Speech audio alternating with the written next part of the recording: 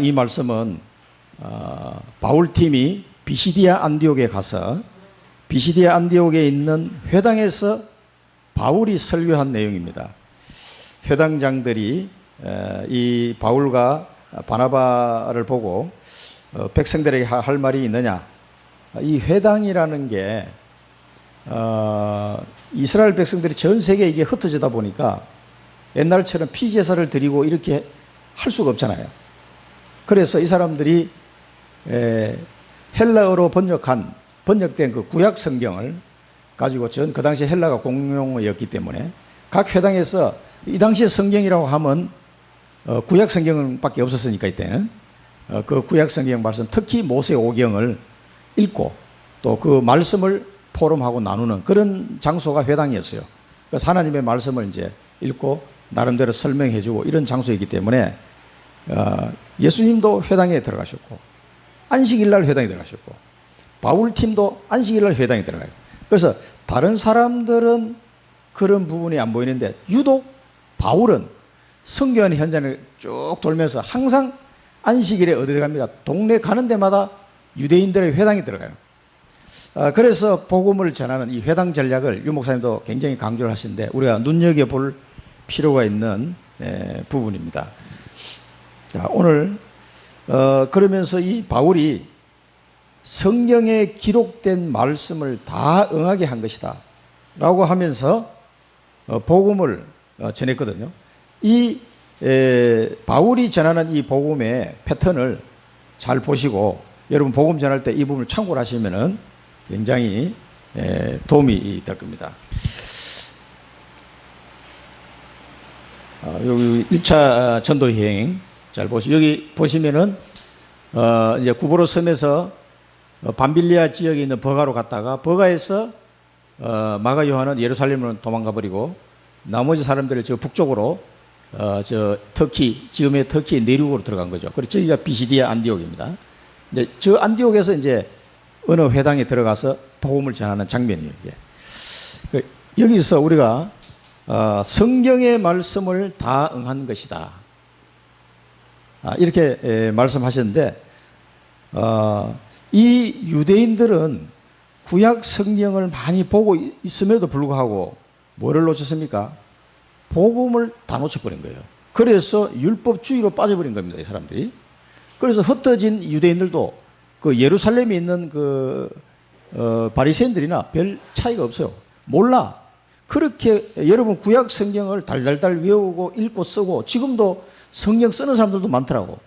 그 자체가 뭐 나쁜 건 아닌데 이 복음을 놓쳐버리면요 성경 실컷 읽어는 많아요. 이게. 자칫하면은 윤리 도덕 율법주의로 빠지게 됩니다. 그래서 하나님이 하지 말라고 그런 거 막 어떻게 해라 말아라 뭐 이것만 잔뜩 이게 각인이 되는 거죠. 그러게 되면은 우상숭배하는 사람이나 똑같습니다. 율법주의로 빠지는 것은 우상숭배하고 같다 그랬어요. 그렇게 빠지면은 성경을 실컷 읽고 아예 성경을 뭐 모르고 망한 사람은 괜찮은데 성경 실컷 읽고 망하는 꼴이 된단 말이죠. 그래서 성경의 핵심이 뭐냐? 이거를 놓치면 안 됩니다. 그래서 구약 성경이 39권이잖아요. 창세기부터 말라기까지 모든 성경 말씀에 뭐가 들어있냐? 복음이 들어요. 복음. 다 복음을 설명하고 있습니다. 이 복음은 하나님이 주신 약속입니다. 언약. 그래서 왜 하나님이 이 구약 성경에 그토록 복음을 강조하고 매 성경마다 수도 없이 적어놨어요. 복음 이 언약을. 왜냐하면은 이 복음의 언약이 아니면 사람이 살아날 길이 없기 때문에 계속해서 선지자마다 다 기록하게 만들었습니다. 아니 뭐 그런 게 어디 있습니까? 찾아보세요. 제가 이 학교 다닐 때 숙제 구약 성경에서 각 성경마다 복음을 말한 것을 적어 오시오. 필요하신 분은 저한테 제가 보내드리겠습니다. 그걸 다 찾아서 이 보면은 제일 우리가 뭐 유목사님이 늘 말씀하신 대로 창세기 3장 15절 여자의 후손으로 오실 그리스도, 창세기 6장 14절 방주로 오실 그리스도, 이게 아무리 수영을 잘해도 방주에 타지 않으면 다 죽었단 말이에요. 그런데 방주에 탄 사람은 딸랑 8명밖에 없어. 그렇게 많은 사람들이 방주에 타야 산다라고 얘기를 해도 말을 당시에 안 듣는 거예요. 그러니까 다 빠져 죽는 거예요. 출애굽기에서는 뭐 성경이 무지하게 많습니다만은 우리가 잘 아는 내용만, 출애굽기 3장 18절에 보면 피제사 회복해라. 피제사 희생제사를 회복해라. 우리 본론에서도 좀 더 보겠습니다만은 출애굽에서 하나님은 많은 걸 주셨습니다. 그리스도를 나타낸 게 한두 가지 아니에요. 피제사, 그 다음에 세절기, 언약궤, 성막, 전부 다 뭡니까? 그리스도를 나타내는 내용들이란 말이죠. 출애굽기는 막 그런 내용으로 가득 차 있습니다, 이게. 그래서 하나님이 성막을 다 만들고 난 뒤에 출애굽기 40장 한번 보십시오. 하나님이 거기에 구름으로 막 너무 이게 막 하나님의 영광이 임해가지고 모세가 들어가지 못할 정도로 그렇게 하나님이 기뻐하시는 그 성막을 완성시켜 놓은 다음에 그게 하나님이 막 너무 기뻐하시면서 거기에 은혜를 주시는 모습이 나오거든요. 구름이 빽빽하였더라. 그리고 뭐 모세가 못 들어갈 정도로. 그걸 왜 하나님이 그렇게 기뻐하시겠어요? 성막 그건 뭐 별거 아닌데 사람을 이게 만드는 건데 하나님이 설계 도면을 주시지만 뭘 말합니까? 그리스도. 하나님이 그리스도를 통해서 우리를 구원하실 그 구원의 계획을 이루실 것을 그 이스라엘 백성들을 보여주면서 하나님은 너무 기뻐서 하나님의 영광이 막 가득 찬 거예요. 그 성막 안에. 그리고 광야를 돌아다닐 때 민수기에도 보면 뭐라 합니까? 민수기 21장 9절에 전부 다 불신앙하다가 불뱀에 다 물려 죽게 됐어요. 그때 하나님이 뭘 주시면 노뱀, 나무에 달은 노뱀, 나무에 노뱀을 달아서 높이 들어 올리면 그걸 보는 자마다 다 살았다라고 했거든요. 아니 뭐 불뱀에 물려서 약을 주든지 해야지. 나무에 달린 노뱀을 보면 어떻게 삽니까? 이게 말이 안 되는 얘기잖아요. 노뱀, 그리스도를 상징하는 그리스도.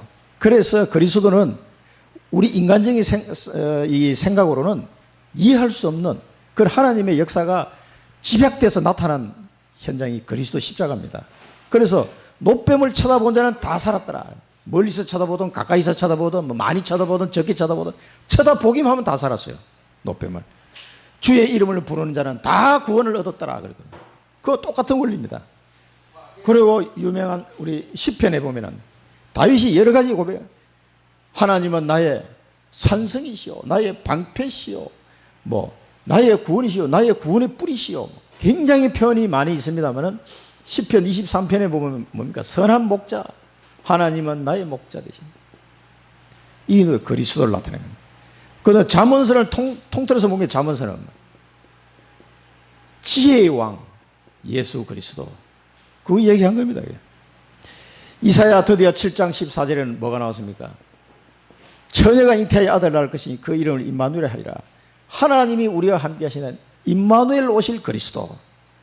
그 다음에 53장 이사야 53장 2절 9절에는 뭐가 나왔습니까? 십자가에 달려 죽으실 예수 그리스도. 우리가 매달려 죽어야 될 자리에 그가 찔리면 우리의 허물을 위함이요 그가 상하면 우리의 죄악을 인함이라. 이 대신 죽으실 그리스도 그거를 예언하고 있죠. 그리고 아모스에 보면은 아모스 7장 8절에 보면 뭐가 나옵니까? 다림줄 다림줄을 들고 서 있는 분이 있다. 그분이 누굽니까? 그리스도. 다림줄은 뭡니까? 다림줄은 집 지을 때 딱 다림줄이 있어야지 벽이 똑바로 올라가잖아요. 수직으로 그렇게 딱 되고 있어야 되거든. 그래서 우리의 삶의 기준은 내 생각이 아니고 그리스도가 우리의 삶의 기준이다 이 말이야. 그래서 야 이거 삐쳐나왔으니까 집어넣어. 야야야야 너무 왼쪽으로 갔다 다시 또 이쪽으로 집어넣어. 그 기준이 뭐냐면 다림줄. 그리스도가 우리의 삶의 기준이다. 그 다음에 예수님도 얘기했지만 내가 보여줄 표적은 요나의 표적밖에 없다. 예수님이 많은 기적을 보여주셨는데 이 바리새인들이 와가지고 또 우리에게 표적을 보여봐라 이러니까 내가 너희들한테 보여줄 거는 다른 게 없어. 이제는 뭐니까 요나의 표적밖에 볼 게 없다. 그때는 예수님이 이제 십자가를 지기 전에 그 시간표 돼가지고 예수님이 하신 말씀이에요. 요나서 1장 17절에 보면은 3일 밤낮을 고기 뱃속에 있다가 하나님이 그 요나의 기도를 들으시고 이 물고기를 토하게 만들었다 그랬어요. 그래서 요나가 물고기 뱃속에서 안 죽고 다시 토해가지고 다시스로 복음 전하러 가도록 하나님 만들었거든요. 이 요나가 3일 동안 고기 뱃속에 있었던 이 장면이 예수님이 말씀하신 거예요. 죽었다가 3일 만에 다시 부활할 것을 이 예표한 사건이에요. 그리고 예수님이 직접 말씀하셨어요. 이런 내용들이 전부 다 구약 성경에 많이 나옵니다. 이건 아주 그냥 일부만 이렇게 발췌한 거예요.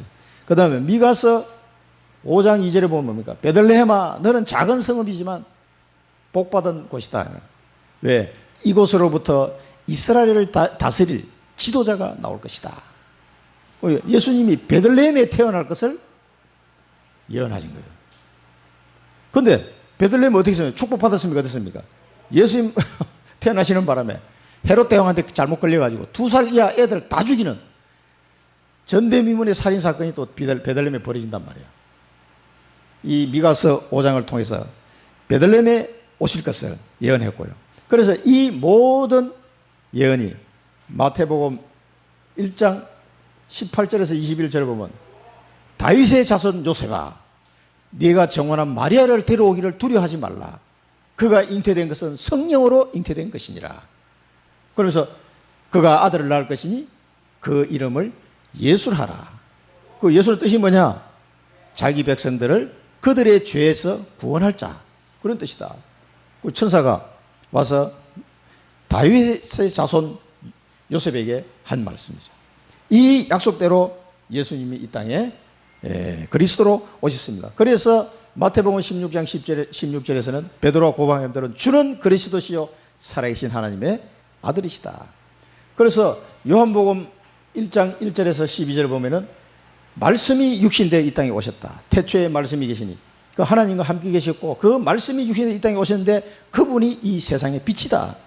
그러나 빛으로 오셨는데 자기 백성의 그 빛을 영접지 아니하더라. 그러나 영접하는 자 곧 그 이름을 믿는 자들에게는 하나님의 자녀가 되는 권세를 주셨으니. 이 이름, 이 모든 성경의 내용을 다 응하게 한 그 이름이다. 그 이름을 바울이 지금 증거하고 있습니다. 이 전체를 다 묶어서 표현한 성경 구절이었어요. 제가 여기는 빼먹었는데 기도하다가 생각났어요. 로마서 1장 2절에서 4절. 복음이 뭐냐? 복음이 뭐냐를 잘 설명한 성경 구절이죠. 그래서 여기 보면은 로마서 1장을 한번 잠깐 찾아보겠습니다. 제가 어제 놓쳤던 부분인데 로마서 1장 2절에서 4절 보면은 이 복음은 하나님이 선지자들을 통하여 그의 아들에 관하여 성경에 미리 약속하신 것이라. 그의 아들에 관하여 말하면 육신으로는 다윗의 혈통에서 나셨고 성결의 영으로는 죽은 자들 가운데서 부활하사 능력으로 하나님의 아들로 선포되셨으니 곧 우리 주 예수 그리스도시니라. 아멘. 네. 이 말씀이 이제 그 바울이 기록한 로마서에 여기 비시디의 안독에서도 바울이 설교를 했지만 그 내용에 한마디로 표현하면 로마서 1장 2절 4절 이 말씀 바와 같이 선지자들을 통하여 모든 예언한 말씀이 성취된 분이다. 그래서 이 이름을 어떤 종교도요 이렇게 미리 예언해가지고 미리 하나님의 말씀을 미리 예언해서 이렇게 하는 종교가 없어요. 하나님만이 하실 수 있는 일이니까 이거. 수백 년, 수천 년간에 걸쳐서 주신 말씀이 그대로 성취되는 그런 성경을 우리에게 주신 거죠. 그래서 이 성경의 주인공이 누구냐? 오늘 이 바울이 한 번도 복음이 증거되어지지 못한 저 비시디아 안디옥에서 복음을 전한 거예요. 그러니까 이 구약 성경을 일단 읽으니까 유대인들도 있고 그 안에 누구도 있어요? 유대교에 입교한 자들, 그 이방인들 중에서 또 유대교에 들어온 사람도 있단 말이에요. 이런 사람들을 향하여 바울이 그 구약 성경의 핵심인 그리스도를 쫙 설명해 들어간 겁니다. 우리는 그렇게 복음 전하시면 됩니다. 이 바울 팀이 비시디아 안독에 들어갔는데 바보에서 밤빌리아 버가에 갈 때 마가 요한은 예루살렘에 이제 도망가 버렸고요. 이건 지난번에 한번 설명한 대로 결국은 마가 요한 렘넌트가 또 중요한 일에 나중에 쓰임을 받게 됩니다. 자, 여기서 안식일에 이 안식일에 회당에 들어가는 것은 예수님의 아주 전문이었어요, 사실은. 예수님이 안식일마다 회당에 들어가 가지고요. 꼭 바리새인들이 싫어하는 것만 골라서요. 왜? 복음 설명하려고. 안식일에 가 가지고 손 마른 자 병을 딱 그러니까 바리새인들이 저거 낫게 하나 안 하나 딱 보는 거예요. 어? 낫게 하면은 안식일에 이랬다 그래 가지고 이제 고발하려고 딱 보고 있다. 안식일에 병든 자를 예수님 일부러 또 딱 회당에서 고쳐줘요. 거기 이제 회당장들이 다 있잖아요. 회당장 야이로 같은 경우는 자기 딸도 죽었다 살아난 이런 일도 있었는데 하여튼 대부분 회당장들이 바리새인들 말을 듣는 사람들이니까 그 고쳐지면 막 화를 내. 오, 안식일에 다른 날 해도 될 거를 안식일에 병을 낫게 했다고 막. 야, 니네들 가축이 병들면 안식일이라고 안 고쳐주고 물도 안 주냐? 그러면서 예수님이 막 그 사람들을 막 비난하죠. 그 안식일에 유대인들이 많이 모이다. 이 구약 성경을 들고 있는 사람들이 많이 모이는 곳이에요. 그 회당에 바울팀은 계속 파고 들어간 겁니다. 그래서 이 성경이 말하는 주인공이 바로 예수 그리스도다. 그분이 오셨다, 이 사람들아. 오셨는데 십자가에 못 박아버렸어요. 몰라가지고. 그 얘기한 겁니다. 그분을 하나님이 다시 살리셨다. 이 증거를 하는 거예요. 마태복음 12장 6절 8절을 보면은 예수님이 하신 말씀이에요. 내가 너희에게 이르노니 성전보다 더 큰 이가 여기 있느니라. 나는 자비를 원하고 제사를 원하지 아니하노라. 하신 뜻을 너희가 알았더라면 무죄한 자를 정죄하지 아니하였으리라. 인자는 안식일의 주인이니라 하시니라. 이 패러다임이 완전히 바뀌는 이제 순간이거든요. 그러니까 이 유대인들은 구약 그 말씀 속에서 안식일을 지켜야 되고 피제사 드려도 여기에 잔뜩 잡혀 있는 거예요. 하지만 하나님은 옛날부터 오실 그리스도를 두고 하신 것이지. 그러니까 제사를 원하지 않냐고 자비를 원한다. 이런 표현을 쓰신 거예요. 그러니까 이제는 때가 왔다, 이 사람들아. 정신 차려라, 이 말입니다. 바뀌게 된 거예요, 바뀌게. 완전히 구약시대에서 신약시대로 넘어가는 이 패러다임의 전환점에서 유대인들은 이거 이해를 못하는 거예요. 그러니까 자기들이 그토록 지키기를 막 고집하는 안식일. 예수님 일부러 안식일 막 가도 병 고치고 막 계속 이러니까 바리새인들 막 약이 바짝 올랐어요. 아이고, 어떻게 꼭 안식일마다 와서 뭘 이렇게 뭐 병을 고치고 난리냐.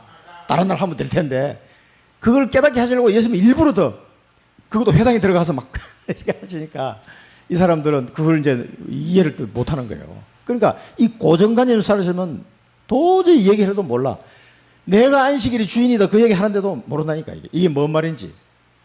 이제는 안식일의 주인공이 오셨으니까 이걸 폐하고 새로 시작해야 되는구나. 이걸 빨리 알아야 되는데 그걸 모르는 거예요. 그러니까 지금도 마찬가지입니다. 예수 믿고 교회 다니는데도 완전 유교식으로 이걸 복음을 이해한 사람들이 너무 많아요. 그걸 빨리 버려야 됩니다. 안 그러면은 21세기 바리새인 됩니다. 21세기 바리새인. 정말 그런 분들을 이렇게 얘기를 해보면 너무 말이 안 통해. 대화를 할 수가 없어요. 대화를. 답답할 때가 많습니다. 자, 여러분 21세기 바리새인 되면 안 됩니다. 그러면서 사도 바울이 율법과 선지자의 글을, 이 사람들이 이제 율법과 선지자의 글을 읽었어요.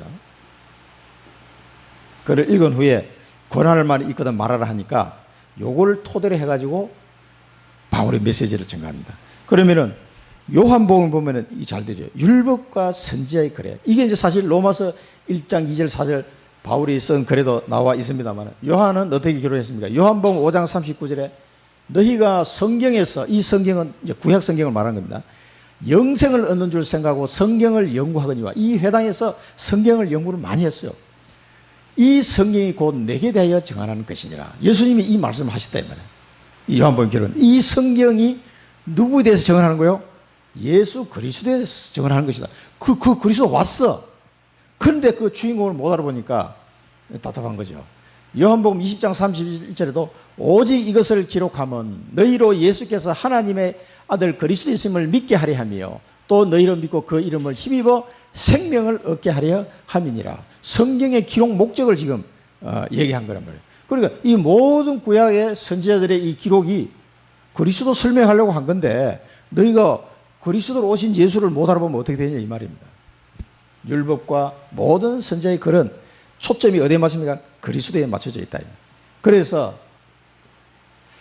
바울은 여기서 보면 이스라엘 사람들과 및 하나님을 경외하는 사람들, 하나님을 경외하는 사람들, 이게 이방인들을 말하는 겁니다. 지금 이방인으로서 유대교에 입교한 사람들, 하나님을 경외한 이 이방인들을 향하여 복음을 선포한 겁니다. 그러니까 오히려 이 회당에 왔던 이 외국에 흩어져 있는 회당에 가서 복음을 전해보면은 그 유대인들보다 그 유대교에 입교한 이방인들이 더 복음을 잘 들어요. 이게 이제 그 고정관념이 없으니까 오히려 더 잘 들어요. 이 사람들을 건지기 위해서 일부러 이게 들어간 거예요. 바울은 유대인들 중에서도 돌아오면 좋지만은 정말 해보면 안 돌아와요.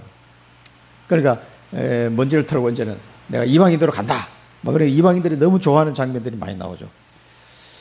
자, 이 안식일의 회당에 들어가서 안식일의 주인공 그분이 오셨다. 성경의 선지자들이 기록한 이 예언의 주인공이 오셨다. 그걸 지금 이제 바울은 증거하고 있습니다. 특히 이방인들에게 우리가 언약을 잡아야 될 것은 성경을 통해서 이러면 복음을 배워야 됩니다. 그래서 이 복음을 배워서 완전히 각인되도록 복음을. 그래서 유 목사님이 했던 말 또 하고 했던 말 또 하고 이런 것 같지만 이 성경 말씀을 통해서 유 목사님만큼 성경 구절을 많이 적으면서 복음 전하는 분이 없어요. 전 세계 목사님 한번 들어보세요. 저도 일부러 해서 성경 구절을 많이 찾으려고 애를 씁니다. 이런 구절을 다 찾아서 또 생각나는 대로 찾은 거예요. 그러니까 성경 말씀에 굉장히 복음에 풍성한 내용이 막 곳곳에 무더기를 하나님이 쌓아놨다니까. 그거를 안 보면은요, 안 됩니다. 그래서 유 목사님이 어떤 성경 구절 적어준 거 딸랑 그 하나만 여러분 또 알아서도 안 돼요. 앞뒤 좌우로 쭉 읽어봐야 됩니다. 그래서 우리가 복음 편지 1강 할 때도 뭐 로마서 3장 23절 나왔잖아요. 그것만 보시면 안 되고 로마서 3장 19절에서 26절을 딱 봐야 돼요. 그러면은 그에 대한 메시지가 쫙 다 나옵니다. 그러니까 우리가 성경을 잘 봐야 돼요. 이 성경을 보시면서 내가 복음 속에 완전히 각인되도록 막 이게 짠지가 되도록 그렇게 계속 찾아봐야 됩니다. 그렇게 하지 않으면 유 목사님 같은 경우는 뭐 성경을 너무 잘 아시니까 우리는 모르는 게 많잖아요. 그러니까 많이 찾아봐야 돼요. 좀 힘들더라도 요즘은 휴대폰에도 있으니까 찾기 쉽습니다. 그래 이렇게 안 되면은 뭐냐 율법주의에 빠집니다. 율법주의. 얼마나 이게 무서운지 몰라요. 그래서 우리 기존 교회들 이 율법주의에 빠져가지고 엄청 고생하는 사람들이 막 너무너무 많습니다. 그리고 조은선 목사님도 자기 가정도 그랬다는 거를 막 한탄하면서 얘기를 하는데 그때 저는 처음 알아서 야 교회에 그래도 그 3대째 막 이렇게 믿는 집안인데도 저런 일이 일어나는가 나는 처음 이해가 잘 안 되더라고. 그리고 막 귀신 들리고 막 온통 가정이 난리 다 깨진 거죠. 그래서 복음 본인이 알면서 그 가정의 복음을 막 선포하기 시작한 거예요. 뭐 우리 집안이야 뭐 원래 우상숭배 했던 집안이니까 뭐 이해는 되는데 3대째 믿는 집안인데도 그렇다는 게 나는 정말 이해가 안 됐어요. 그래서 조은선 목사님 간증을 들으면서 아 이게 율법주의라는 게 이렇게 무섭구나. 성경이 찾아보니까 율법주의는 뭡니까? 바울이 얘기했어요. 우상숭배와 같다고. 똑같아. 아 그래서 저렇게 흑암이 그 가정에 역사할 수밖에 없구나 하는 걸 가슴에 이게 다 와닿더라고요. 이 율법주의 맞아 얼마나 고생됩니까? 그리고 그 별로 좋지도 않은 머리를 맨날 돌려야 돼. 인본주의. 이게 인본주의 우리나라는 또 한때 성령의 바람 불어가지고 오순절 성령에 가면 신비주의 이런 거 저도 많이 봤습니다. 저 군대에 있을 때도 교회를 가면은요 이런 팀들이 와가지고 군인교회 민간인하고 군인하고 같이 예배드리는 교회인데 야 전라남도 그 광주 이 사람들이 와가지고 그냥 야 나 저게 뭐지? 근데 제가 그때 초신자 때였는데도 저거는 뭔가 아닌 것 같다 생각이 들어서 중간에 나와버렸어요. 너무 못 듣겠더라고 이 사람들. 완전히 그냥 그래서 그 뭐 부흥회를 한다고 하는데 완전히 근데 마침 우리 부대의 군목이, 저보다 한 살 많은 군목이 왔는데, 이 양반이 성결교회 출신인데 이 사람이 고린도 전서, 고린도 후서 강해를 쫙 해주는 거야. 성경 강해를. 그 성경 강해라는 것도 저는 처음 들어봤거든요. 아, 너무 은혜되는 거예요. 성경 말씀을 가지고 쫙 풀어주니까. 야, 그리고 그 목사님과 굉장히 친하게 지냈어요. 그 집에 가서 자기도 하고 좀 고기도 얻어먹고 이런 기억이 나는데, 저를 또 굉장히 이뻐해 주셨어요. 그 사모님하고 그 목사님들이. 그러니까 말씀 속에 있는 복음을 얘기해 줘야 되는데, 이상하게 이런 식으로 우리나라 교회가 많이 빠졌어요, 사실은 그동안에. 그래서 이런 부분을 좀 안 빠지기 위해서는 이 복음 각인돼야 됩니다. 그러니까 전부 이단 사입이 빠지는 것도 성경에 나와 있는 복음을 잘 모르기 때문에 빠지는 거예요. 그 다음에 이제 사도 바울이 복음의 흐름을 쫙 또 이야기합니다. 하나님이 우리 조상들을 택하시고, 하나님이 자기들 조상들을 택하시고, 우리가 하나님을 택한 것이 아니고 하나님이 택한 것입니다. 그러니까 아브라함부터 시작해가지고 12지파. 그러니까 뱃속에 있을 때도 에스를 택하지 아니하시고 야곱을 택하셨다. 그래서 로마서도 보면 사도 바울이 그걸 쫙 설명하잖아요. 아니 무엇을 태어나서 뭐 잘한 것이 있거나 이런 것도 아닌데, 아예 뱃속에서 하나님은 에스는 버리고 야곱을 택하셨다는 거예요. 이 하나님의 선택에 대해서 쭉 이야기합니다. 그 우리가 어떻게 됩니까? 이 하나님을 택하심을 받은 아브라함의 대를 이어받는 상속자가 된다. 하나님의 상속자. 그래서 바울 서신에 보면 상속자는 단어가 굉장히 많이 나옵니다. 그래서 이 아브라함의 축복을 우리가 이어받은 상속자라는 것을 바울은 많이 강조했죠. 그리고 이 땅에 나그네 됐던 그 애굽 땅에서 나그네 됐던 자기 민족을 큰 군능으로 인도하셨다. 이 출애굽 사건 항상 빠지지 않는 내용이죠. 구약 성경에 보면은 애굽에서 종됐던 너희를 건진 여호와 하나님이다. 항상 하나님은 그 말씀하셨어요. 이 출애굽 사건을 통해서 또 10가지 재앙을 통해서 하나님은 그들을 건져냈습니다. 이 유월절 사건이죠. 이 유월절 사건의 주인공이 그리스도 아닙니까? 그래서 이 출애굽기서의 핵심은 뭐냐? 클라이막스는 뭐냐? 출애굽기 19장에 나오는 이 말씀입니다. 하나님이 이제 출애굽을 해가지고 한 3개월 동안 광야를 통해서 어디 시내산까지 와요. 홍해를 건너서 시내산까지 와가지고 시내산 밑에서 이스라엘 백성이 딱 집합. 이 시내산에 여호와 하나님이 강림하신 거예요. 3일째 되는 날 강림하실 것이다. 그때 하나님이 모세에게 얘기합니다. 너희들은 내 백성이다. 이게 출애굽의 가장 핵심이에요. 하나님이 왜 이 이스라엘 백성을 출애굽을 했을까요? 막 이런 기적을 일으키면서 세계가 다 내게 속하였나니, 이게 이제 하나님이 모세에게 하신 말씀이에요. 너희가 내 말을 잘 듣고 내 언약을 지키면 너희는 모든 민족 중에서 내 소유가 되겠고, 너희가 내게 대하여 제사장 나라가 되며 거룩한 백성이 되리라. 너는 이 말을 이스라엘 자손에게 전할지니라.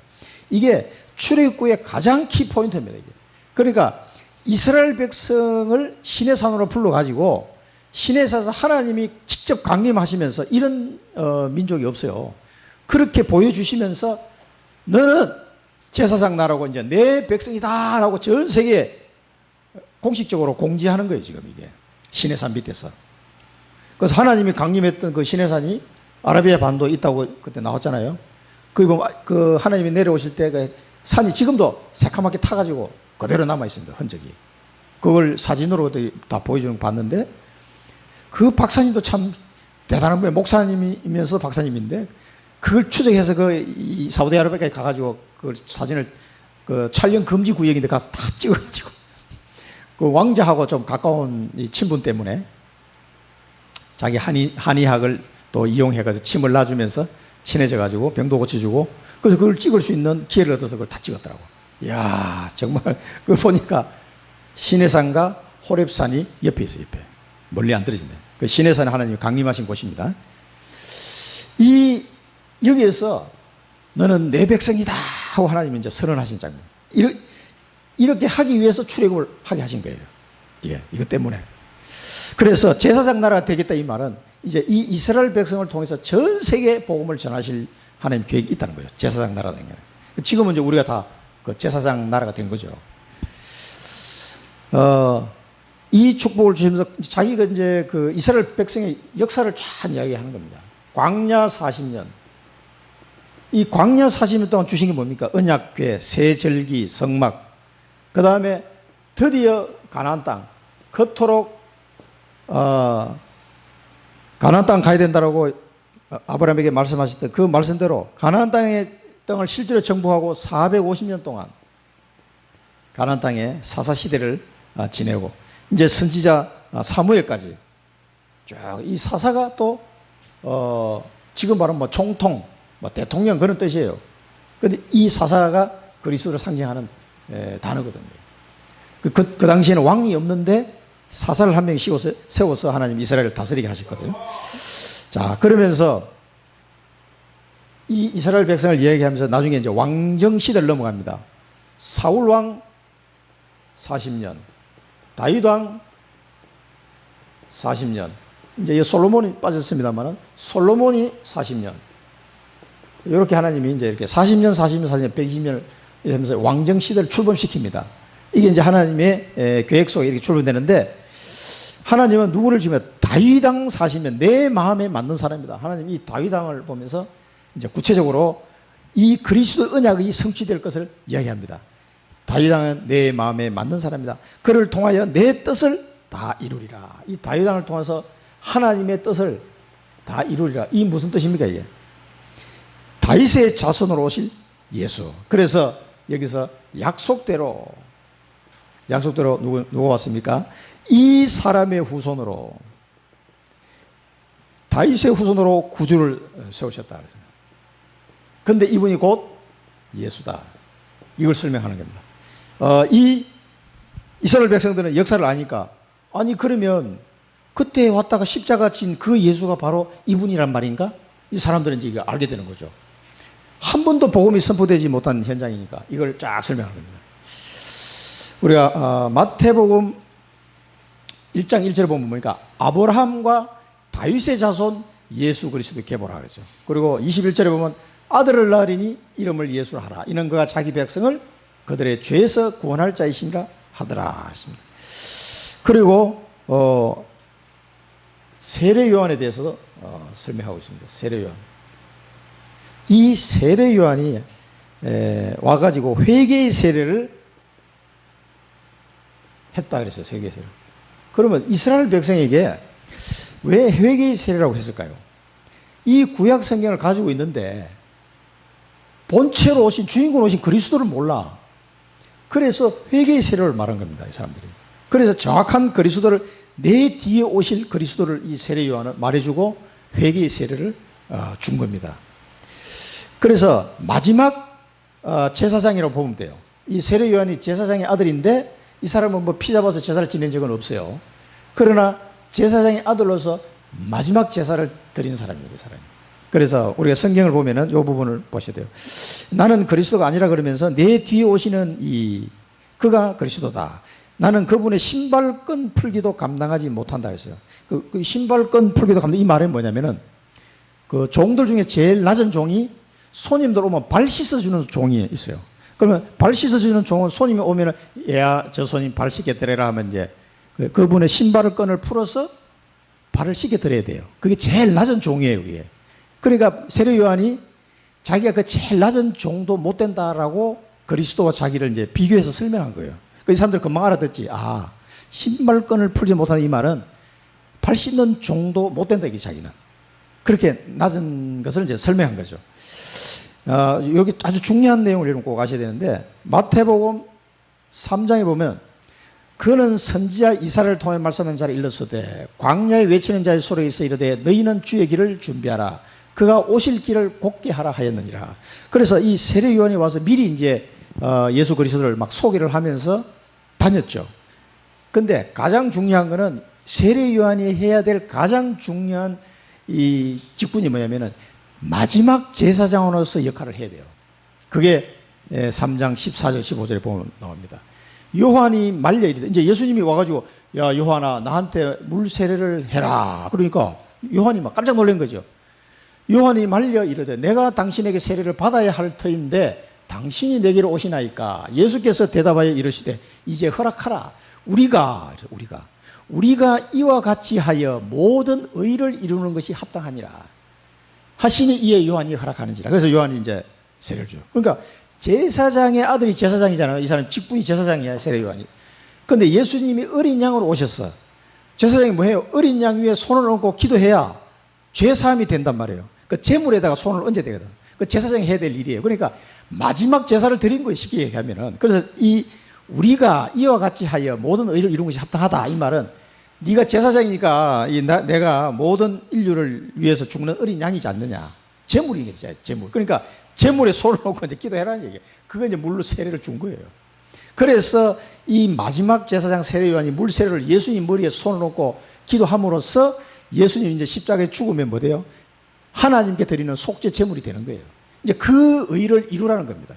사실은 세례 요한이 해야 될 가장 중요한 일이 예수님께 세례 주는 거예요, 사실은. 그래서 세례 요한이라고 세례. 많은 사람에게 물 세례를 줬지만 예수님께 세례를 줘야 돼. 제일 중요한 이 사람이 해야 될 일이에요, 이게. 그래서 예수님과 함께 모든 의를 이루는 이 축복을 그 뒤에 이제 이 일을 하고 난 뒤에 이제 죽었죠. 말 잘못하다가 괜히 정치에 막 휩쓸려 가지고 그렇게 됐는데 하여튼 자기 역할은 다 한 거예요. 예수님께 세례를 베풀어 가지고 대속 제물을 준비하는, 지금까지 어떤 제사장도 해보지 못한 이런 대속 제물을 준비하는 역할을 세례 요한이 한 겁니다. 그래서 이거를 지금 쫙 설명합니다. 그래서 우리가 여기서 붙잡아야 될 미션입니다. 예언대로 오신 그리스도. 이 예언이라고 하는 성경의 예언이고, 이게 이제 약속. 성경의 약속대로 예언대로 오신 그리스도. 이 그리스도를 믿고, 그러니까 여러분 성경대로 믿어야 돼요. 이것만 되면은 그 자꾸 이상한 데 휩쓸릴 이유 하나도 없어요. 이 예언대로 그리스도를 믿는다 이 말은 성경대로 믿는다 이 말이에요. 이 그리스도를 믿고 기도하는 거예요. 그러면 이 예언, 그러니까 성경 말씀을 계속 들으셔야 돼요. 들으면서 이 복음의 말씀을 들으면서 여기에서 나오는 그리스도 이 내용을 여러분 믿고 기도할 때 여러분 뿌리가 되는 거예요. 뿌리. 각인, 이거는 뿌리. 그래서 이 복음의 뿌리를 못 내리면은 또 가다 흔들려요. 또 조금만 문제면 흔들립니다. 그래서 우리 새가족들이나 누군지 오시면은 계속 성경 말씀을 가지고 완전히 각인 뿌리 되도록 도와줘야 돼요. 사단은 다른 거는 두려워하지 않습니다. 이 성경 말씀을 못 보게 계속 만들어요. 그러니까 그 이상한 사람들 하는 얘기만 듣고 따라가도록 만드는, 그게 천주교나 뭐 똑같은 거잖아요. 성경 말씀을 봐야 됩니다. 그런데 성경 말씀을 보는데 또 복음은 쏙 빼놓고 또 나 뭐 백독했다 막 이런 게 자랑하는 사람 있잖아요. 그래서 저 사람이 그리스도를 진짜 아는지 몰라.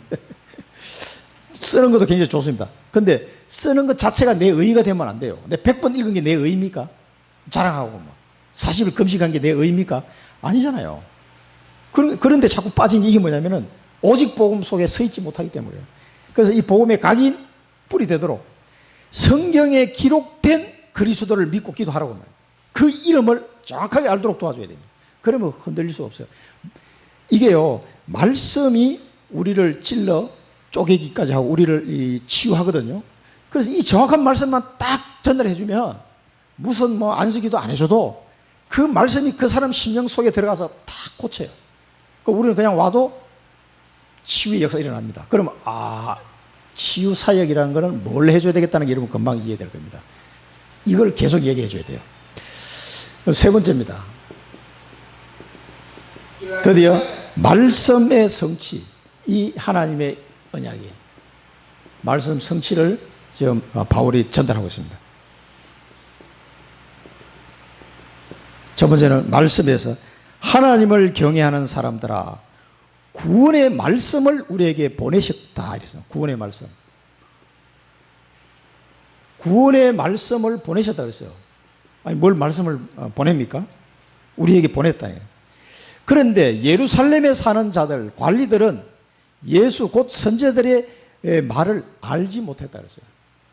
이 사람들은 알지 못했어요.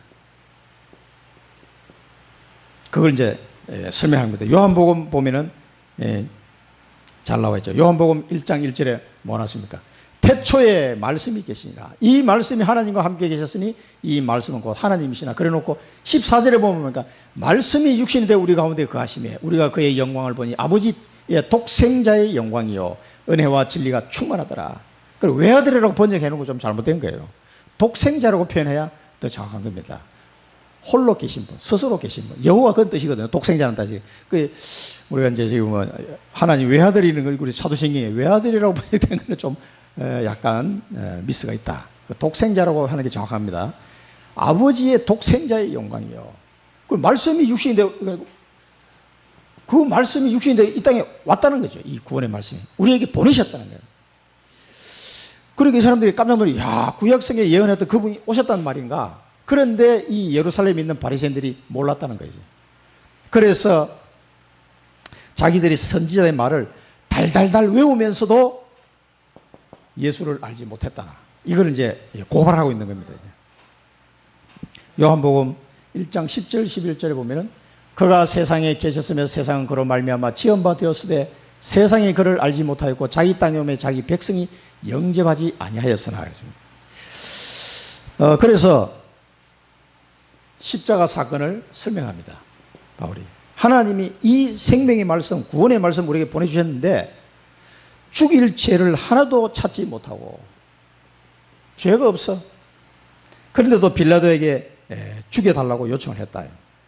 그리고 그들을 예수님을 정죄해서 선지자들의 말, 성경에 기록한 말씀을 다 응하게 했어요. 오히려 이 정죄로 말미암아 말씀이 다 응하게 돼요. 말씀이 성취되게 했다라고 이제 바울이 설명하는 거죠. 이 사람들은 하나도 모르고 있으니까 그 사건 터진 걸 굉장히 큰 사건이 있어요. 이 십자가 사건이. 이 사건을 아니까 그 십자가에 죽으신 그분이 죄는 없는 분인데 빌라도에게 요청을 받아서 정죄형을 받고 죽었는데 그 죽으심이 오히려 성경의 말씀을 응하게 한 것이다.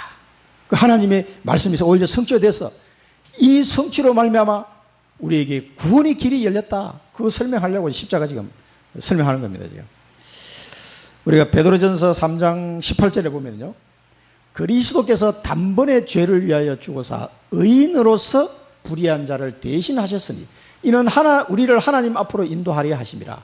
육체로는 죽임을 당하시고 영으로는 살리심을 받으셨다. 이렇게 말씀하고 있습니다. 그 다음에 우리가 잘 아는 대로 이사야 53장 4절 6절 암송하고 계시죠? 그는 실로 우리의 질고를 지고 우리의 슬픔을 당하였거늘 우리는 생각하기를 그는 징벌을 받아 하나님께 맞으며 고난을 당한다 하였노라. 그가 찔림은 우리의 허물 때문이요 그가 상함은 우리의 죄악 때문이라. 그가 징계를 받음으로 우리는 평안을 누리고 그가 채찍에 맞음으로 우리는 나음을 받았도다. 우리는 다 양 같아서 그릇 행하여 각기 제 길로 갔거늘 여호와께서는 우리 모두의 죄악을 그에게 담당시키셨도다. 이 이사야의 말씀이 그대로 성취된 거예요. 이거를 지금 응하게 하셨다. 이게 말씀. 왜냐하면 이 사람들이 구약 성경은 많이 아는 사람들이니까. 근데 이 말이 그 말인지 그 말이 그 말인지 이 연결이 안 돼. 이거를 바울이 이제 쫙 설명해 주는 겁니다. 그러면서 부활을 얘기합니다. 하나님이 죽은 자 가운데서 그를 살리셨다. 여기 30절에 나오시면 죽은 자 가운데서 그를 살리셨다. 이 부활을 설명하고 있습니다. 고린도전서 15장 3절 4절에 보면은 내가 받은 것을 먼저 너에게 전하였느니 이는 성경대로 그리스도께서 우리 죄를 위하여 죽으시고 장사 지낸 바 되셨다가 성경대로 사흘 만에 다시 살아나사. 우리 성경 구절을 봤습니다만 이 구약 성경에 다 죽는 것도 예언되어 있고 다시 부활할 것도 예언되어 있습니다. 그 성경대로 살아나셨음을 바울은 고린도 교회에 보낸 편지에서 말하고 있습니다. 이게 성경대로 죽었다가 부활하셨습니다. 이 부활하신 구원의 말씀으로 오신 예수 그리스도, 십자가에서 말씀을 응하신 예수 그리스도, 하나님이 부활하게 하신 예수 그리스도, 이걸 설명한 거예요. 이 복음을 설명하면 됩니다. 바울이 이제 이 복음 전하는데 쫙 순서대로 성경은 왜 기록이 됐느냐? 성경 주인공이 누구냐? 복음의 흐름이 이렇게 쫙 와서 나에게까지 지고 왔잖아요. 이 말씀의 성취는 이렇게 해서 성취가 된 것이다. 이 복음을, 여러분 복음 전할 때 이거 참고하시면 됩니다. 이게. 우리의 비전은 뭡니까? 구원의 말씀이 성취되는 전도자의 삶입니다. 우리가 가는 걸음을 통해서 이 구원의 말씀, 복음이 또 누군가에게 성취되는 거죠. 이 구원의 말씀이 또 누군가의 한 심령 속에 성취되게 하는 전도자의 삶이다.